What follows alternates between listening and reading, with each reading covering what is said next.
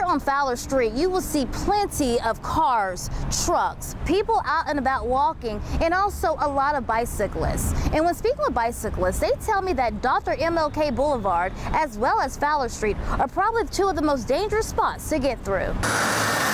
We do need lights in our area. Leroy Young has lived near Fowler Street in Dr. Martin Luther King Jr. Boulevard for the past 60 years. I ride a bike. I have a hard time. I have like on my bike, but I have a hard time seeing a bicycle he says he rides every day in this area of Fort Myers.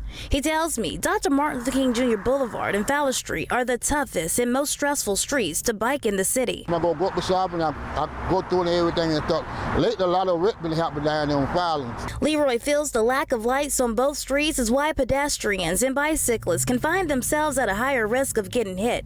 The city council is aware of the lack of lights in this part of Fort Myers. Fort Myers City Manager Marty Lawwing says Hurricane Ian damaged numerous lights on these two roads, and the replacements are now on back order. I have a light on my bike sometimes, you know, like I said, get to a light, but ain't no light on Martin Luther King to see anything. Councilman Johnny Streets presented this issue to the council, and there are many layers to this.